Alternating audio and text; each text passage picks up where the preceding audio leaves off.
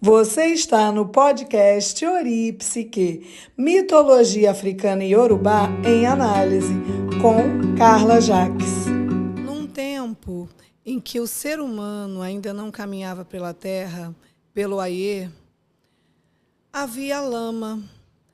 E na lama primordial, Nanã caminhava.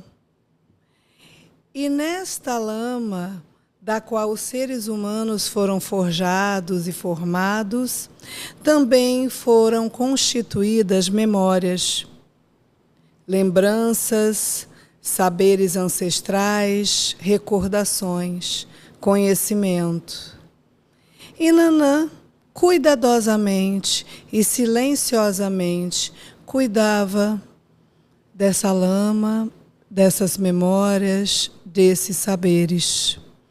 Só que aí, por um tempo, o ser humano começou a trabalhar muito, correr muito, produzir muito, e foi se esquecendo de recordar, de lembrar de quem era, de quais eram suas origens, quais eram esses saberes guardados, acumulados pela humanidade.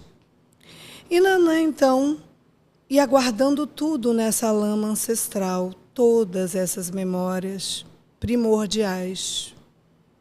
E aí, certo dia, ela chamou as mulheres mais velhas, as contadoras de histórias, as rezadeiras, as curandeiras, as mulheres simplesmente com saberes, né? Saberes medicinais, saberes populares, saberes realmente ancestrais. E conversou com elas com calma e tranquilidade, informando que elas deveriam ser as guardiãs dessas memórias, e quando o ser humano esquecesse, cabia a elas trazer essa lembrança. Assim, diz a lenda que quando uma mulher mais velha, quando uma mulher com sabedoria conta uma história, Nanã se senta ao lado e sorri silenciosamente.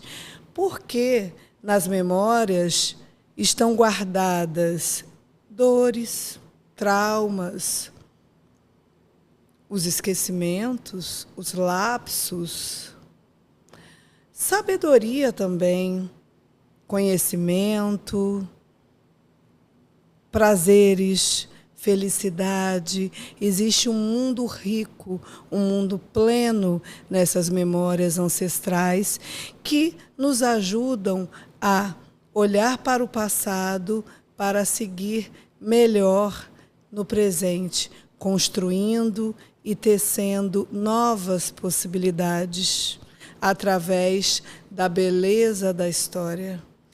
E hoje eu estou aqui com a Luísa Soares, ou a Lubi Astral, como eu chamo carinhosamente, me lembro dela assim. Ela é fisioterapeuta integrativa e é uma alquimista aí desses saberes também ancestrais através da bioastral, que é um trabalho que ela desenvolve aí, vai contar para a gente, e dialoga muito com essa questão desse saber feminino, desse saber ancestral, dessa lama primordial. E é a nossa primeira convidada do nosso podcast Ori Psique, então fiquem aqui e vamos lá bater um papo com calma. Mandem suas perguntas, comentários, depois respondemos. Sim, uma honra, né, estar aqui. Muito feliz com esse convite, desafiador, né? Porque é isso, a gente entende que a importância, né, de trazer aquilo que a gente ama fazer para a comunicação também, né? E ser fisioterapeuta integrativa, trabalhar com terapia do movimento, alquimias, é algo que realmente é muito intenso, porque começou de provocações, né? Assim, eu estudei a fisioterapia, fiz toda a parte acadêmica, muitas formações, mas tinha uma inquietação, assim, né? O que mais tem? Né? E eu sentia muita desconexão com o meu corpo. Eu fazia alguns movimentos, fazia alguns trabalhos, mas eu sentia que eu não atingia, às vezes, algumas coisas que ficavam meio soltas, né? Tanto na prática profissional quanto na experiência no meu corpo. E aí foi na pandemia que eu tive essa possibilidade dessa pausa, né, que todos nós tivemos. E aí esse encontro? Foi nesse encontro. Assim. E aí eu fui estudando, fui lendo, aí algumas pessoas foram indicando. Eu também tive experiências com mulheres que também já contam as suas histórias, né, dentro desse lugar da psique, da espiritualidade. Aí eu fui conhecendo e aí o clã foi só aumentando, né? Então, é muito importante, 6 anos depois, né, de todo esse início. Claro que não começou agora também, eu entendo. Já vinha, né? Sim. Porque, além de já vir na sua história, porque com a fisioterapia e outras questões, se a gente pensar nesse viés ancestral, já vai começando dessas mulheres ancestrais. Isso, né? E na infância também, né? Eu sentia muito esse universo, assim... Eu era uma criança muito quieta, mas ao mesmo tempo muito curiosa. Então eu observava o comportamento das pessoas, eu gostava de tocar as pessoas, gostava de entender. Então acho que isso já começou lá na infância e em outras vidas também. E isso que é interessante, né? Esse tecimento e a gente não se perder da nossa própria história. Sim. Não achar que teve a infância, encerrou, eu era só uma criança. Não, eu era uma criança e um ser em desenvolvimento, eu estava me formando, me constituindo. E tudo isso você traz agora, né? Isso. E como é que foi... você falou da pandemia, né? A pandemia é tão estranha, pelo menos para mim. Foi horrível, né? Teve essa parte horrível que a gente não precisa mencionar, das perdas e tudo isso, para a humanidade. Mas, da minha sensação, parece que ela é muito distante, ao mesmo tempo que eu também aprendi coisas com ela. Embora, no meu caso, eu já tinha essa possibilidade do ficar em casa, do silenciar. Isso não foi o mais difícil. O mais difícil é ver a dor e o sofrimento mesmo das pessoas, tudo que acontecia no mundo. Né? Mas essa descoberta, Lu, como é que foi assim para você, já que você falou que tinha desconexão com o corpo, olhar, porque quando a gente tem isso, na pandemia, né, todo mundo ficou com si mesmo. Então parece que ficou mais presente, mais aterrado. Como é que foi isso? Foi exatamente esse era um vazio, né, porque a gente tinha poucas informações de como seria. E aí era você lidar com os seus desconfortos, né? Eu lembro que eu acordava e aí ficava, o que eu faço agora? O que eu faço? Aí eu comecei a entender que eu podia preencher com outras coisas, né? Já que eu não estava saindo para trabalhar, já que a rotina ela estava ali limitada. E aí nesse preenchimento eu percebi que começaram a vir informações, né, do que fazer. Então, eu comecei a ter uma rotina mais saudável, comecei a escrever, retomei o meu contato, que era uma coisa que eu amava fazer, que era a escrita. Né? Eu passei a fazer algumas meditações, eu praticamente ficava assim com fone, ouvindo algumas frequências. Então, isso me trazia para uma experiência muito profunda comigo, né? E encaminhar, né? E de que forma a ansiedade também vinha, né, em alguns momentos, por causa da insegurança que tinha aquele cenário. Então, acho que foi um encontro comigo, porque na rotina a gente, às vezes, faz tudo muito no automático. Né? Então, quando você está na possibilidade de lidar consigo, né? Eu acho que a vida também vai te dando ferramentas para você encaminhar aquele desconforto, aquele vazio. Tem, sim, claro que a gente preenche também com coisas que às vezes não são tão importantes, mas é isso, é negociar, né?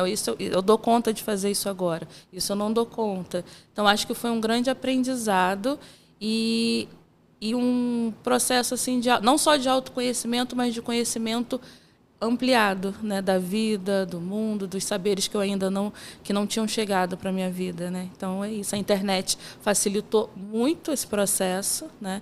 Sem dúvida. Eu fui buscando também através de pesquisas, claro que teve a conexão com outras pessoas também, mas muitos estudos, né, a partir disso, né, dessa parte mais teórica, né, sobre a vida. Eu te ouvindo, eu me lembrei de algumas coisas, dentre elas a questão da música tema do podcast, que é a música No Espelho, que é da Nanda Jacques, minha filha, e da Juliane Gamboa. Sim, lindíssima. A Juliane esteve no Grammy Latino. E essa música, eu vou contar do meu lugar, né, o que eu sei da história. Juliane convidou a Nanda, vamos fazer uma música junto. Sim. Era na pandemia também, e ela vinha sentindo essa necessidade desse cuidar e desse saber ancestral feminino e dessas questões, talvez não só feminino, mas era muito do feminino mesmo, até onde eu sei, desse olhar mesmo. E aí ela mandou para a Nanda algo, a Nanda foi tecendo e construíram a música, a Nanda também foi construindo e elas duas fizeram. E, naquele período, chamaram mulheres negras, para gravar. Foi muito interessante. Clipes, e todo mundo em casa, eu lembro, e eu participei. A Nanda, na época, acho que não estava comigo, porque um período ela ficou em São Paulo, presa lá, foi para lá. Eu fui dar aula em São Paulo, e aí veio o lockdown, no que eu voltei, assim, na virada. Sim. Segunda eu voltei, e aí veio o lockdown. E ela, fui dar aula na pós, uma pós muito agradável, inclusive, de computação em nuvem. E aí ela acho que não me lembro mais, estava em São Paulo, mas eu acho que ela tinha voltado, que foi quando abriu, teve um período que abriu, que a gente podia viajar, Sim. Voltou e ficou em casa comigo também. Nesse processo de gravação, me lembro que eu tenho muito essa coisa com pedras, né? Esse meu anel de pedra, eu gosto de pedras, é isso. E aí eu gravei a minha parte com as pedras, que eram mulheres fazendo coisas de autocuidado. Foi muito bonito.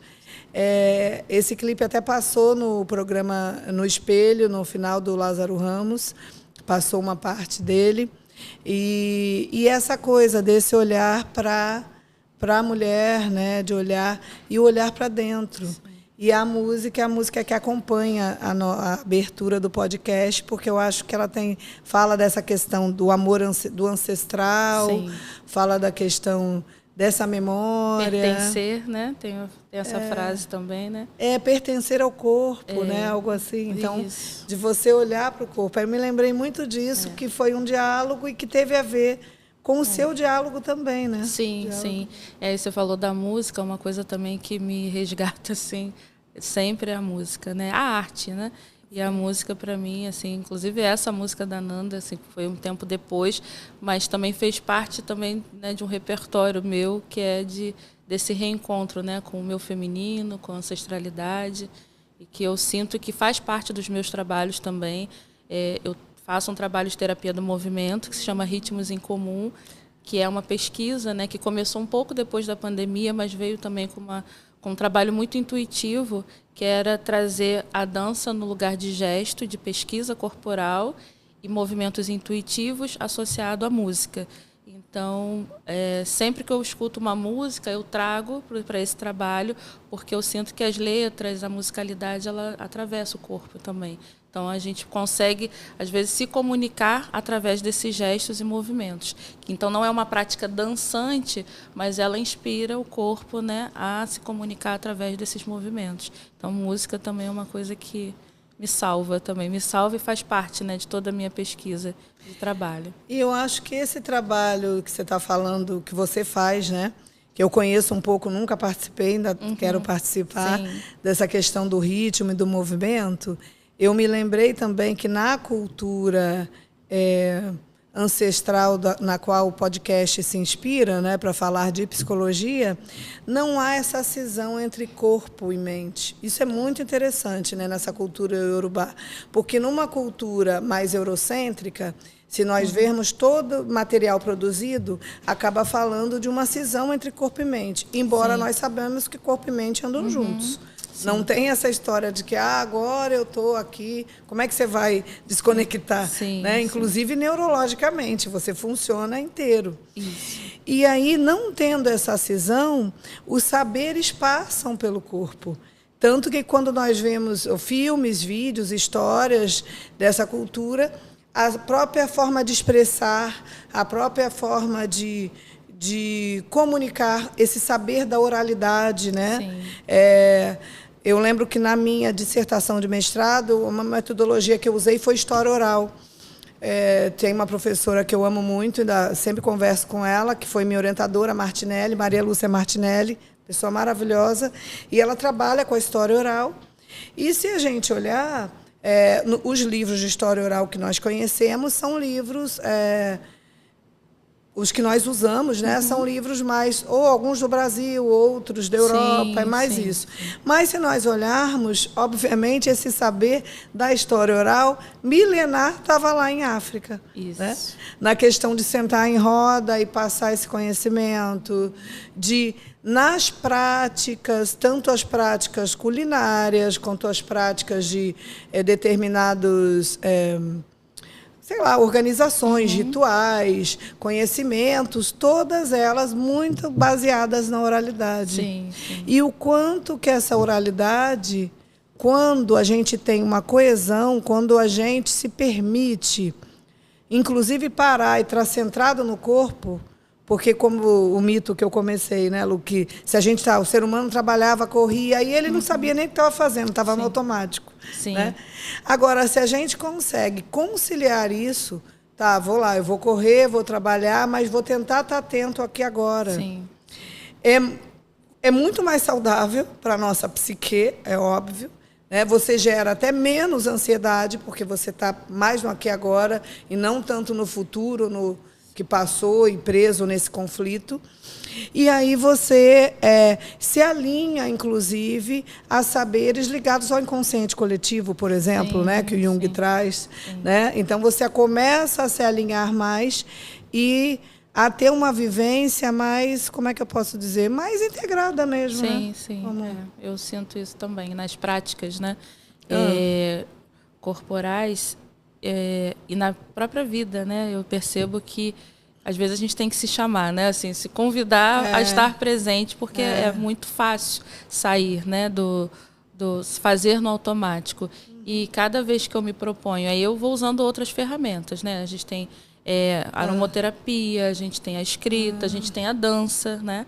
A expressão corporal, que são formas de trazer você também, né? Para um estado mais presente. Então, quando eu tento trazer até isso nas práticas, nas trocas com outras mulheres, que a gente precisa simplificar, né, e democratizar também o autocuidado, né, porque quando a gente amplia também muito, né, para essas rotinas que começam tipo 5 horas da manhã, que você já tem que fazer, né, 5 eu faço, de 5 às 5h15 isso, de 5 às, né, eu acho que isso distancia tanto, porque aí vira isso automático. Faz mal. Vira automático. Pode fazer mal, né? Depende de cada um também. Isso. Então, acho que esse processo é do que faz sentido, o que faz mais sentido para você, né? O que eu gosto mais? Eu gosto mais de música, eu gosto mais de leitura, né? E aí você vai adequando a rotina, mas sem essa pressão, né? Do ter que, né? Fazendo sentido. E aí eu acho que vai ficando mais leve a gente também sair desse automático e internalizar. Eu confesso que eu gosto de tudo, né? Então, em alguns momentos eu faço, né? Eu escrevo, eu danço, né? Mas eu sinto que esse alinhamento com aquilo, com prazer, né? Com aquilo que faz bem, vai tornando a gente mais presente, né, do que... Você, nessa sua fala, trouxe algo que é muito importante na psicologia, pelo menos na psicologia complexa e analítica, que é olhar a equação pessoal, olhar o indivíduo. Para essa pessoa, o movimento é esse, é a escrita, não dá para a gente padronizar, todo mundo vai fazer mandala, não tem sentido pintar mandala, né? Sim. Isso não existia com Jung. Isso é uma coisa que aconteceu numa produção do inconsciente daquela pessoa, daquelas pessoas. Não precisa acontecer no meu ou no de outra. Então, as manifestações, as percepções podem vir numa pluralidade, no ato de cozinhar, por exemplo, que também é uma alquimia. Sim, né? sim. Depois eu quero que a gente fale mais dessa questão da alquimia, que eu achei que dialoga muito com a psicologia também, né, analítica. E aí, nessa coisa que você falou do indivíduo ver o que é bom para si, eu me lembrei de alguns modismos que tem. Uma época estava na moda todo mundo acordar, como você falou, 6 da manhã, 5 da manhã. Sim. Aí olha o sol nascendo. Aí não... Gente, isso é para todo mundo? Não. Aliás, eu acho até que... Eu não conheço esses materiais, mas acho até que quem escreveu sabe que para aquela pessoa que escreveu foi bom, pode ser bom para a pessoa A e para a pessoa B pode ser ruim. De repente, é uma pessoa mais noturna, para ela vai ser melhor olhar a lua vindo e tal. E é isso, né? Ou outra coisa, que ela queira as estrelas, ou outra coisa, ou olhar só para dentro mesmo. Então, esse caminho importante do individual no coletivo, que também dialoga com essa sabedoria ancestral, onde existem rituais que são coletivos e sempre preservada a individualidade, já que o Ori, né, que está aqui no nome, o Ori ele é único. Cada um nasce com Ori. Sim. Então, a cabeça é única. Né? A mente da Lu não é igual à minha, como não é igual à sua, que está em casa. E aí a gente agradecer e reverenciar essa pluralidade que temos e, ao mesmo tempo, temos uma unidade, eu acho que é a beleza, né, da vida. Sim, sim. Como é que você vê essa coisa da unidade, pluralidade, e no seu trabalho, né, com as mulheres, essa questão do movimento? Eu vejo como uma travessia, né? Eu acho que, como eu falei, a gente vai integrando muitos recursos, né, muitos saberes, e cada vez mais eu sinto, né, que faz mais sentido, como a gente está falando, como é individual, né? Para mim faz mais sentido a experiência, para que eu identifique se aquilo é bom, se eu gosto dessa experiência, se ela me traz recursos. Então, assim, claro que existem técnicas, existem toda uma estrutura quando a gente atende, quando a gente vivencia algo. Mas eu acho que a gente é isso, assim, não tomar tudo como um saber único, né, como uma coisa estruturada e rígida, e tornar como uma fórmula rígida, né, para todos, isso, né? E vai alinhando com aquilo que faz sentido para a gente, né? Então eu tento sempre, acho que a alquimia ajuda nisso, né? Porque quando eu também penso nessa parte eu tenho uma linha, né, de produtos que são velas, spray de ambientes, né, óleos corporais, que é uma linha pronta, vamos dizer assim, né? Mas eu sei que cada uma ali tem um objetivo. Mas eu também trabalho com a linha individual, que é uma coisa que você passa por um processo de... como se fosse uma conversa, um diálogo, para eu entender em que momento que essa pessoa está, qual é a real necessidade dela. E aí essa alquimia ela é baseada numa personalização, né, do que ela precisa. Então, é possível, né, a gente ter uma coisa estruturada, que é uma linha, né, dentro dessa linha de produtos, mas eu também acho que é importante que a mulher também, como mulher, enfim, né, que é o meu público hoje, ter o seu perfume natural, né, com as notas que fazem sentido, ter um óleo corporal com a essência que faz sentido, porque aí eu acho que vai aproximando a gente também do prazer. Eu acho que o prazer ele é uma via de conduta estimulante, né? Assim, quando você está se sentindo bem, quando você está otimista, quando você está estimulada por algo, né? Acho que a gente flui melhor, né, nesses momentos. Então, acho que esse diálogo do corpo com o mundo, com a sociedade, eu acho que ele é individual e coletivo o tempo todo, né? Porque é isso, é o meu corpo no mundo, eu com o meu corpo, e acho que é sempre aquietar. Eu acho que essa possibilidade de não ter, sabe, tudo muito intenso, tudo muito rígido, pelo menos para mim, né, funcionou assim a vida inteira. Então, ambientes assim muito intensos, muito rígidos, me oprimem um pouco. Então, assim, o que eu faço? Eu também não vou deixar de conviver com as pessoas e eu também não vou criar esse mundo só meu. Né, que muitas vezes eu, né, na infância principalmente, era muito assim. Eu criava esse universo só da Luísa, né? E agora eu entendo que eu posso negociar. Né? Eu posso ir, mas eu posso não ficar tanto tempo, né? Eu posso, enfim, né? Acho que é ampliar a nossa respeitar a nossa sensibilidade, mas também não perder a riqueza que é se comunicar, né? Estar com outras pessoas, ter essas trocas. Eu acho que isso é o que eu venho me propondo também, né? E olhando a sua fala, eu fico pensando também nisso que você trouxe da flexibilidade, né? Dessa possibilidade de que realmente tudo que é exagero a gente pode considerar que é sintoma, né? Também se a gente estiver só em atividade, aquele excesso quase que todos os dias da semana. Eu me lembro que uma época eu convivi com uma pessoa que ela nunca passava o dia inteiro em casa. Ela tinha que sair no dia, nem que fosse para ir à esquina, né? Sim. E aí eu um dia pontuei, brincando, até você não passa um dia em casa. Era o perfil daquela pessoa, ele era uma pessoa exageradamente extrovertida, então muito para fora, e sempre tinha que estar com algum contato, nem que ele durasse 1 hora, né? Então, assim, esse exagero também não é saudável. Assim como não é exagero quando a gente introverte demais e aí a gente não... nesse evento eu não vou, nesse aqui também não. E só vai dizendo não e vai ficando... né? Sim. Mas essa é a sabedoria de ir em algum... né?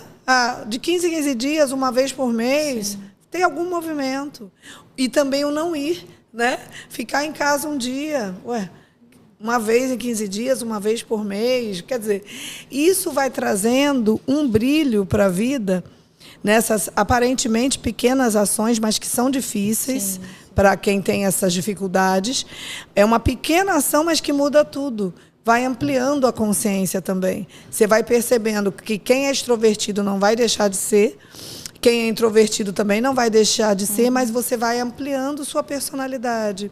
E aí, com isso, você vai ficando menos rígido e menos neurótico, né? Isso que você está falando dessa rigidez, né? Sim. Eu acho que isso é interessante também. Sim. E acho que essas ferramentas, né, que a gente tem hoje, né? Eu falo tecnologias ancestrais, né? Porque passa por muitas camadas assim, né, históricas, né, ambientais, né? Então eu sinto que elas têm uma coisa muito automática às vezes, né? Os óleos essenciais, às vezes produtos que a gente cria, às vezes, né? Eu tenho muito cuidado com isso, né? Para a gente também não se tornar aquela pessoa assim, preciso do meu óleo, preciso da minha vela, preciso, né? Sim. Porque aí a gente também cria uma dependência. Eu tenho me provocado muito essa coisa de ficar com a sensação do corpo. Assim, como que isso chega para você? Sem interferência nenhuma de óleo essencial ou de uma música. Às vezes eu paro para sentir o que meu corpo está realmente se comunicando. Está te dando desconforto, está te dando alegria, está te dando desejo, né? Porque acho que isso vai ampliando também. Já que eu me sinto uma pessoa sensível, eu estou utilizando a sensibilidade como possibilidade também de autorregulação, né? Porque às vezes a sensibilidade ela me vulnerabiliza. E aí eu nessa possibilidade de silenciar, né, quando é possível, eu consigo já entender o que meu corpo está comunicando para que eu também me adapte àquela situação, né, e não fique travada, né, no processo entre fazer e não fazer, se é o certo, se não é, e se propor também a mergulhar, né? Vai, né? Talvez você não tenha a resposta que você gostaria, mas se permita também, né, se vulnerabilizar um pouco com a vida, porque eu era muito rígida com as coisas, com resultados, né, com querer tudo muito perfeito. Eu acho que essa imperfeição é que mobiliza também a gente, né, de sair de um lugar, de se provocar, né, fazer um novo curso, uma formação, né, uma transição de carreira, né? Eu acho que isso tudo é na experimentação. Essa questão que você falou da vulnerabilidade também me pegou, porque é algo que é difícil, né, a gente se mostrar vulnerável, ainda mais mulheres negras, né? Sim. Tem isso também. E enquanto você falava dos olhos, me veio a imagem. Outro dia eu vi um vídeo falando do Macassá. Eu já conhecia o Macassá, mas não sabia dessa história. E que as mulheres, acho que na abolição, antes da abolição e pós-abolição, muitas mulheres, e vamos pensar mulheres no Rio, mas não só no Rio, como veio trazido, elas conseguiram trazer essa planta, né? E eu fico pensando na capacidade da pessoa de conseguir trazer uma erva. Eu acho isso lindo. Sim. Muito triste, mas a inteligência e a capacidade. Então, trouxeram da África e aí cultivavam aqui e elas usavam esse perfume. Então, esse aroma de macassá, que é um perfume doce, que é um perfume associado também a Oxum, que nós já falamos aqui, né, dessa questão. E Oxum tem a ver também com essa questão desse feminino, desse amor e desse acolher. E hoje, algumas pessoas retomando isso de essências com macassá e tudo isso. Que é a base do meu perfume. Olha. E você falando, eu lembrei do macassá. É a base dele. Fala um pouco. Dele. Então, eu comprava ervas no centro, né, da minha cidade, que é Niterói. E aí eu conversando sobre o meu trabalho, a forma como eu queria, né, produzir. E aí esse herveiro virou para mim e falou assim: Por que você não leva a erva macaçá? Eu acho que ela tem tudo a ver com o seu trabalho. E aí, desde então, né, as tinturas, né, esse processo todo, venho estudando também, né, não só a origem, mas toda a influência histórica que tem a erva macaçá. E, de fato, os perfumes naturais, eles são, para as mulheres, né, que recebem esse perfume, elas falam que é assim, quase que vira um melhor amigo, assim, né? Que elas já acordam, já pensam naquele momento de começar o dia, de ter aquele perfume natural. Então é um elixir, né? É um processo assim de autocuidado que desperta muitas coisas. Cada uma tem uma referência, né, de como é o perfume. Mas a erva macaçá, ela faz parte, sim, desse processo de produção, de alquimia, e veio por conta, né, desse diálogo que eu tive com o herveiro, e eu fui entender. E aí, recentemente, soube dessa história também, né? Então, que elas utilizavam pelas ruas do Rio de Janeiro. Isso, olha isso. Que lindo. E é lindo demais, né? E agora, já que nós... eu pensei, eu não sabia disso, né? E ela falando, eu lembrei do macaçá. Sim. Percebam esse diálogo, né? Dessa comunicação mesmo, né? Que a gente vai, quando a gente se permite, vai tendo essas trocas que passam por caminhos também de saberes ancestrais. Sim. Muito interessante. Sim. Isso. E as pessoas que a gente vai encontrando, né? Que vão contando as nossas histórias, que se identificam, e eu sinto que são pessoas que vão também trazendo esse contexto para a gente, assim, sustentando esse caminho, né? Porque assim, numa conversa ele trouxe o macaçá, que hoje faz parte, né, do meu processo alquímico, né? E aí também existiram outras pessoas que fizeram parte por isso que é importante a comunicação, por isso que é importante a gente flexibilizar a vida, essa porque troca, quando sai, né? porque aí quando você vai para a vida mesmo, né, que você vai trocar com as pessoas, a vida devolve, né? Então, com ensinamentos, com aprendizados, com experiências, e me marcou muito quando eu tive esse diálogo, né? Foi no centro da cidade, assim, aquele caos, mas eu tive aquele momento de conversa explicando como eu pensava sobre o meu trabalho, de como eu queria trazê-lo, e ele foi lá dentro da barraquinha, pegou a erva e falou, é essa, né? Então, desde então, isso já tem 2 anos que eu venho, né, trabalhando com isso. Pesquisem aí sobre o macaçá, depois conheçam os produtos da Lu, né? Depois a gente vai deixar, vai falar do Insta dela também, colocar. E aí eu queria perguntar para você que está em casa, como você tem feito esses momentos de alinhamento com o silêncio, mesmo no caos diário, como ela acabou de falar, né? Muitas vezes eu percebo isso passando muito por mim. Muitas vezes eu estou em algum evento com pessoas e ali naquele evento surge uma conversa e aí naquela conversa surge um saber, surge uma troca, uma aprendizagem. E aí a gente sai dali preenchida. Então, nesse encontro com o outro, eu acho que existe nessa trajetória da vida uma possibilidade contínua de aprendizagem, né, se a gente se permite. Sim. E como isso é para você escutar os seus silêncios? Conta para a gente. Sim. O cuidado, você estava falando sobre essa coisa do coletivo, e eu pensava sempre assim, eu tinha vontade de trazer um projeto que se chama Quintal dos Saberes, né? Que era para cada um trazer aquilo que entende que é cuidado, como que se estabeleceu o cuidado na sua vida, na família. E aí o saber é isso, né? O saber é a nossa experiência com a vida, né? Esse saber que eu falo que é saberes de quintal, né? De que forma o cuidado se apresentou pela primeira vez na sua vida. Eu acho que é uma pergunta boa também, né, para a gente. Era nas reuniões de família, né? Nos momentos, né, de confraternizar, de preparar comida, né? Então, assim, eu sinto que são várias formas, né, também da gente estar nesse coletivo, contribuindo e sendo nutrida, né, por essas experiências. Então, acho que é uma pergunta, né, boa também. Acho que eu vou falar de mim. Você falou, eu me lembrei de uma cena da minha bisavó, Joaninha. E minha bisavó, quando eu era criança, eu ia para São Paulo visitá-las em São Roque. Eu morava no Rio e uma vez por ano a gente ia para lá, às vezes mais.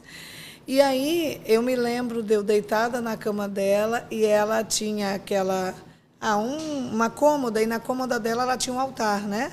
As questões das imagens da santa dela, Nossa Senhora, né? A fé dela. E ela era uma curandeira. E era muito famosa, eu já falei dela aqui até, era famosa na cidade, na região, via gente de longe. Nessa época, ela já não atuava ajudando as pessoas, já era muito mais velha, né, uma bisavó. E aí, mas ela tinha isso de rezar a água. E aí eu me lembrei da água benzida que ela fazia para mim e do chá de poejo. Você falou da primeira experiência de cuidado, me veio minha bisavó me dando um chá de poejo. Eu lembro que eu adorava, a coisa que a bisavó dá, né? Aquele chá, uma delícia. Eu adoro poejo, quando eu ainda vejo essa... Porque remete, né? Então, assim, uma erva que remete a alguém, que remete a um cuidado, alguém que só está olhando para você, assim. E é muito importante a gente procurar... Mesmo quem tem pessoas que não tiveram, infelizmente, muito esses cuidados e podem estar nos ouvindo, mas sempre você teve algum. Seja de uma professora na escola, da moça, da merendeira, de um vizinho, de alguém cuidou. Porque o cuidado nos nutre. Existem pesquisas mostrando sobre bebês que o bebê que não recebe aconchego, colo, ele se desenvolve menos, ganha menos peso. Então, se nós estamos aqui hoje, é porque tivemos algum tipo de experiência de cuidado. Eu acho que isso também cabe, né, dizer. Porque é muito fácil falar da... Não é fácil, não, é difícil falar da dor. Mas poderia ser fácil a gente vir aqui falar da dor. Mas a gente está falando aqui do cuidado, do prazer, e que mesmo para quem teve dores, que todos nós tivemos, uns mais, outros menos, houve esse momento de prazer, esse momento do cuidado, porque é o cuidado também que nos permite estarmos vivos, é isso, né? Estarmos aqui. Sim. Muito bom, gostei, porque para mim o cuidado, ele começa nas experiências com família, assim, né? Na minha casa, né? Como meus pais sempre foram pessoas de receber muitas pessoas em casa, assim, da família. Então, a comida, as tradições, né? Meu pai, por exemplo, fazia canjica, né? Que todo mundo da família esperava, né? Para ter esse dia da canjica. Minha mãe sempre preparou as refeições de Dia das Mães, de Natal. Ela cozinha muito bem. Então, essa vida, esse cuidado acontecia muito acontece, né, até hoje, né, pela alimentação. Então, a gente gosta, né, de comer, a gente gosta dessas trocas. Então, acho que é isso, né? Então, apesar de não cozinhar... Eu cozinho bem. Eu não sou a pessoa... E na minha família tinha essa coisa também, né? Da mesa, de colocar coisas, minha mãe, meu pai, todo mundo, né? Tinha sempre esse movimento também. Isso, mas são que esses valores. Via, né? Mas são valores, cuidado, né? E que trazem as experiências. Porque não era só a comida, né? Eram os momentos compartilhados, eram as memórias, porque eu fui conhecendo outras histórias, porque a gente se reunia para falar sobre, né, a história de vida deles, né? Então isso tudo é muito importante, assim, né, como registro e como com certeza a influência que tinha, porque não era só comida, como eu falei, tinha música, em alguns momentos a gente ia levantava todo mundo e vamos dançar, e aí acho que também essa memória minha corporal de música e dança vem dessas experiências em família também. Essa questão da dança eu tinha muito com meu pai, né? Ele sempre teve isso da música, música nacional e também muito música internacional, porque ele gostava, a gente morou um tempo nos Estados Unidos, ele tinha essa coisa do inglês também, e muito da black music também, mas não só, e de MPB, essa coisa toda, assim, rock também. E aí a gente dançava muito. Então, em todos os eventos de família, mas na verdade era eu e meu pai. Só que as outras pessoas não dançavam, mas nós dançávamos. E eu lembro de teve vezes em Natal, já mais velha, já com a minha filha, que aí eu botava a Nanda para dançar também, ficava eu, meu pai e a Nanda dançando. E os outros, e uma vez que a esposa do meu primo chegou, eu lembro que ela olhou, porque era Natal, ela chegou, a gente estava dançando, acho que ela estranhou, sei lá, porque é comum as pessoas sentadas, eu não sei. E ela olhou assim, a gente estava lá dançando, continuou e seguiram. Então sempre foi, mas éramos nós três mesmo. Sim. E essa memória, né, que eu acho que essa comunicação e esse afeto pela questão corporal, né, da dança, da troca. E trazendo até pela relação, né, com a história que você trouxe no início da Nan, sobre Itã, que é uma memória que não tem palavras, assim, né? É como se fosse assim, era um movimento. Entrava, tinha uma música, gerava um desejo, quando você via, você e seu pai estavam dançando. Eu acho que isso é a memória, né? Eu acho que é a memória corporal. Muitas vezes você faz coisas que você não tem um nível ali de consciência, vou fazer assim, mas de alguma forma, né, você é conduzido àquela experiência por algo que faz muito sentido para o seu bem-estar, né? Então acho que falar dessas profundidades nossas também é falar daquilo que a gente faz sem controlar, né? Porque eu também sou muito assim, né? Se eu chego no local, a música é boa, eu tô, né, eu vou para a pista e danço, e sempre eu sempre fui tímida, mas a dança era uma coisa que tirava a minha timidez. Essa possibilidade, né, então eu sinto que tem essa coisa do não verbal, mas que é extremamente forte, potente na minha história, né? E o não verbal é uma parte essencialmente importante da nossa comunicação. Né? Muito da nossa comunicação passa pela via do não verbal. Né? Porque a gente pode falar a mesma frase fazendo um gesto que mostre agressão, um gesto que mostre acolhimento. Sim. Então, olhar para isso, para essas reações, que muitas vezes são inconscientes, né? Se a gente... As expressões que a gente faz, né? Muitas são inconscientes, mas que contam a nossa história. Isso. Né? E eu acho que o seu trabalho fala muito disso, né? Para mim, da importância de você contar a sua história, né? Pegando com o começo também da questão das contadoras de história, que você conta a sua história só no fato de você trilhar um caminho, de você comparecer em lugar, de você ocupar um território, né? Sim.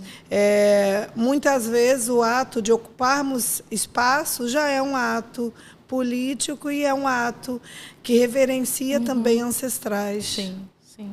E é como eu sinto, né? Esse trabalho do movimento, dos gestos, né? Eu acho que, como você falou, né? Tem os gestos dançantes, mas tem os gestos cotidianos, né? Que é aquilo que a gente faz...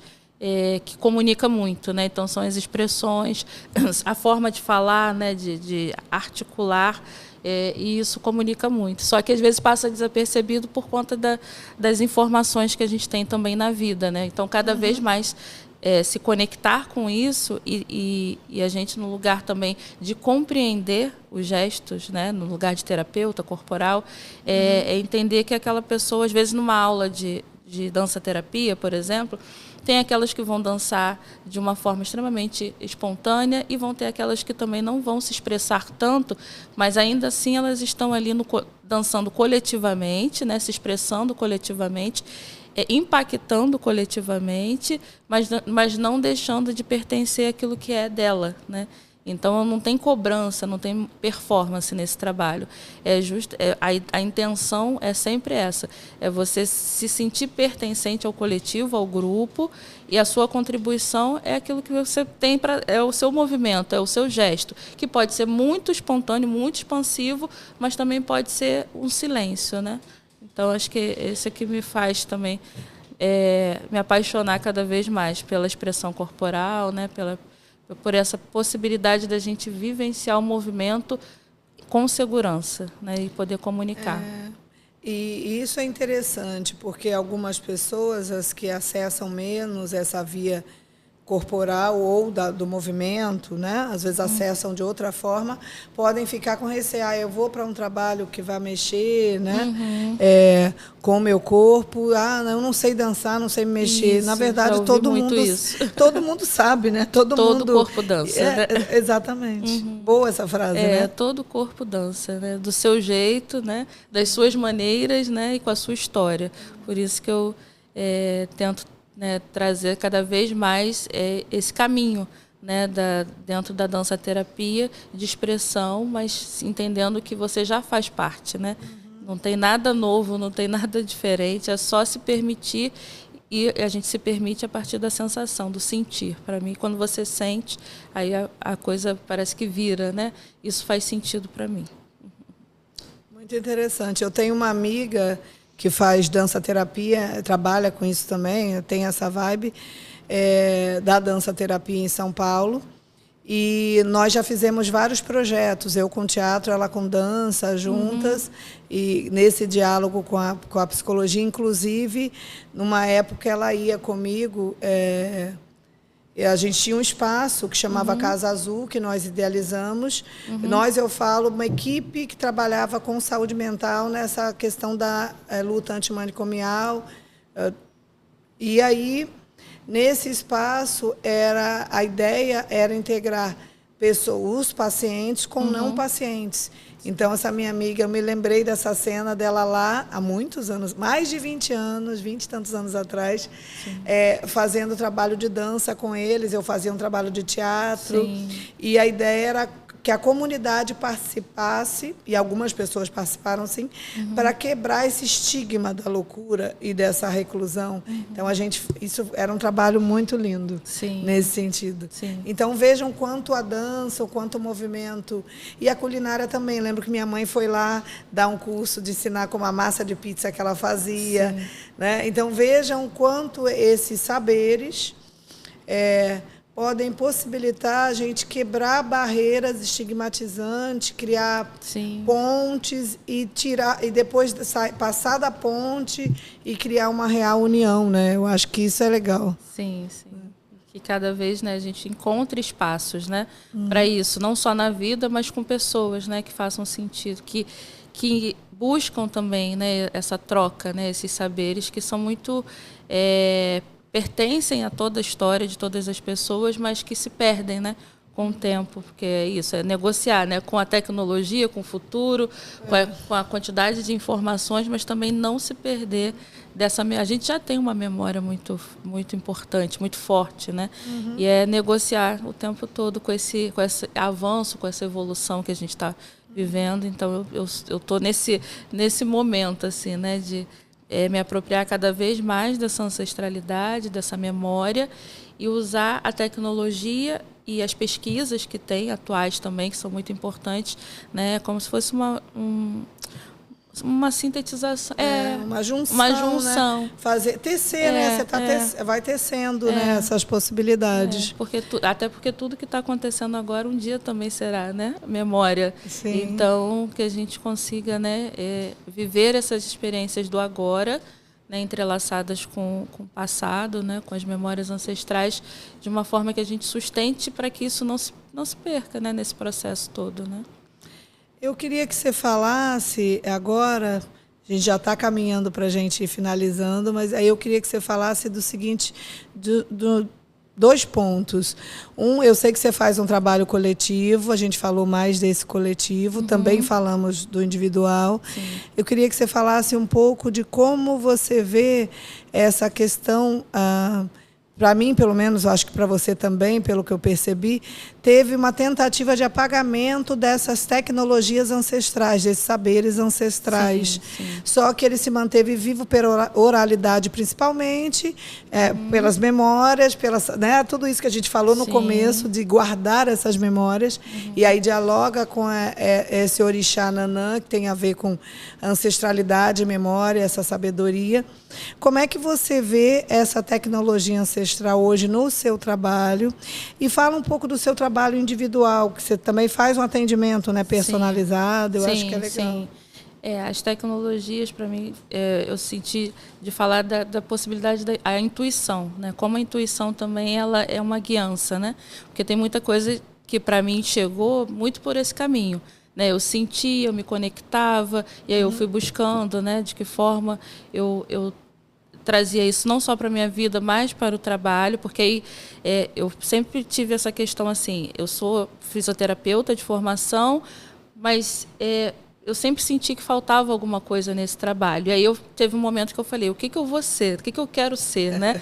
E eu falei, mas eu não preciso deixar de ser fisioterapeuta para ser alquimista, né, para trabalhar com dança-terapia, enfim, né, eu consigo hoje, de alguma forma, né, ainda estou nesse processo de estruturar cada vez mais essa união, né, de trabalhar o corpo através dos estudos, trabalhar as tecnologias ancestrais e tornar isso cada vez mais uma possibilidade para muitas pessoas, né? Porque também o acesso, né, à saúde é um pouco mais limitado. Sim. Então, eu entendo que o coletivo ele me dá muito mais possibilidades de trabalhar com mais mulheres, né? Inclusive no sentido de investimento. Sim.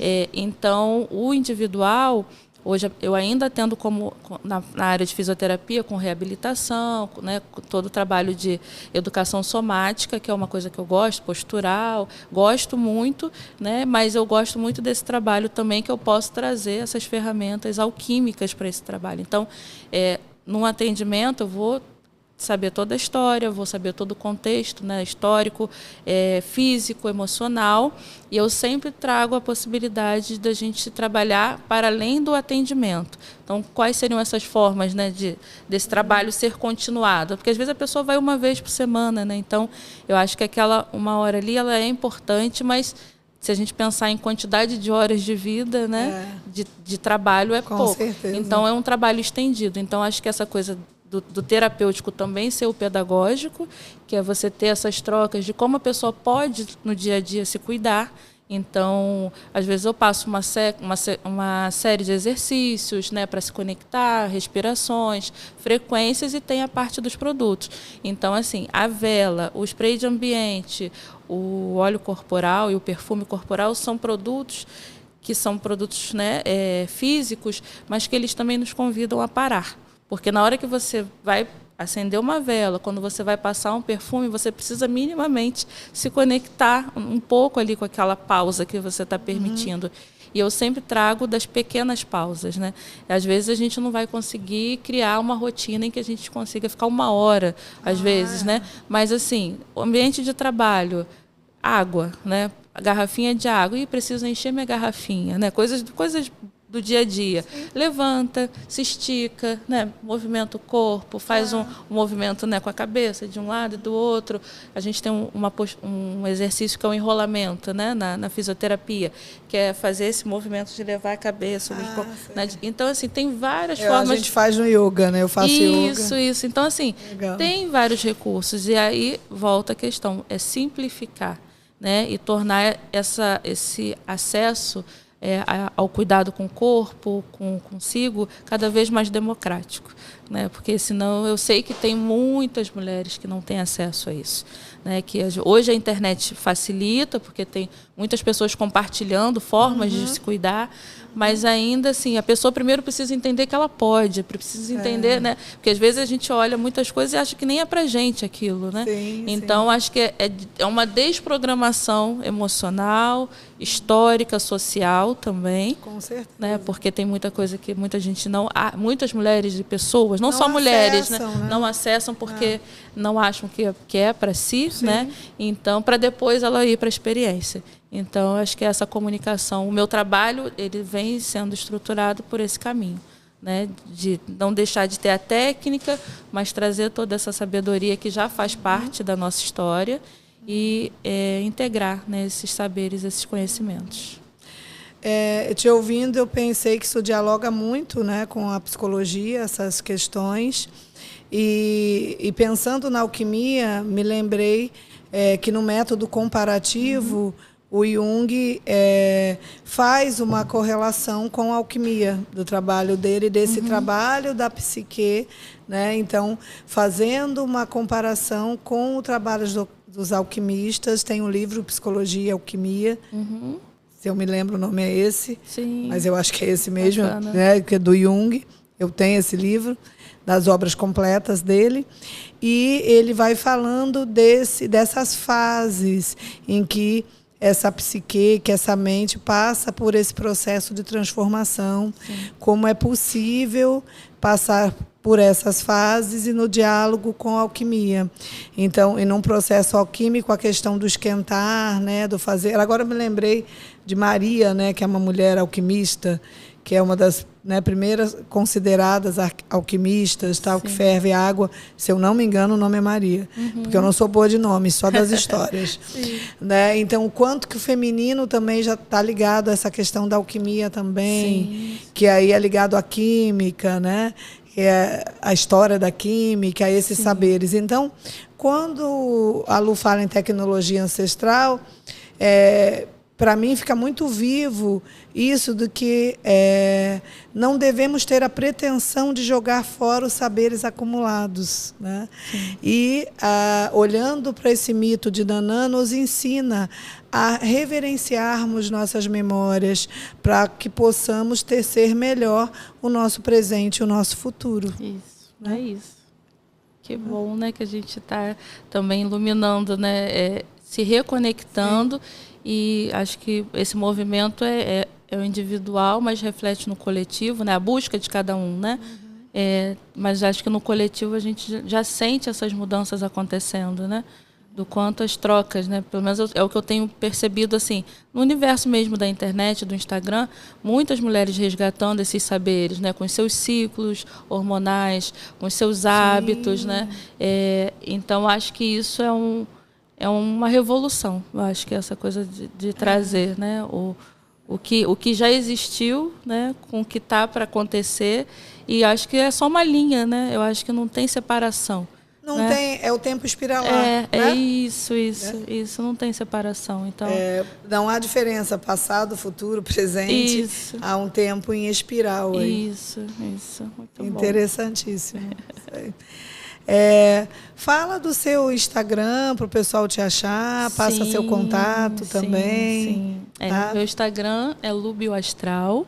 O meu contato é DDD 21 97126 4013. Então, eu acho que procurem para conhecer mais o trabalho da Lu, para se permitir também essa colaboração dela na sua jornada de autocuidado, sim. Né? Porque muitas vezes sozinho a gente não faz tudo, né? A gente faz alguma coisa, mas juntos eu acho que construímos muito mais. Sim. E aí falo com vocês, peço a você que comente, mande perguntas, fale como é que é o seu processo realmente de cuidado relacionado à sua memória ancestral, familiar, né? Como que é essa questão mesmo do seu autocuidado, seu cuidado em grupo, tá? Mandem perguntas e se gostou, compartilhe, mande para quem você acha que está precisando ouvir isso. Para quem não está também, mas que de repente pode conhecer alguém que esteja, porque falamos muito hoje da unidade do coletivo. Isso. E a ideia desse podcast é trazer a possibilidade de troca cada vez mais, né? E de ampliar a nossa rede, a nossa egrégora de pessoas, né? Mulheres, homens também. O trabalho aqui da Lu é muito voltado para a mulher, mas todo homem, né, conhece alguma mulher, né? Ele tem uma mãe, uma irmã, ou uma amiga, uma esposa, alguém, né? Uma colega. Então, e se esse olhar de que se a mulher está bem, né? Se você tem uma amiga e ela está bem, é bom para você também. Sim. Então, acho que é legal a gente dialogar e trocar para tornarmos o mundo um lugar mais aconchegante. Isso, então, gratidão, Lu. Estou muito feliz com essa experiência, adorei. Quero mais. Vamos marcar outras vezes, isso aí. E gratidão a vocês também que ficaram conosco, que estão acompanhando o vídeo. E até o próximo.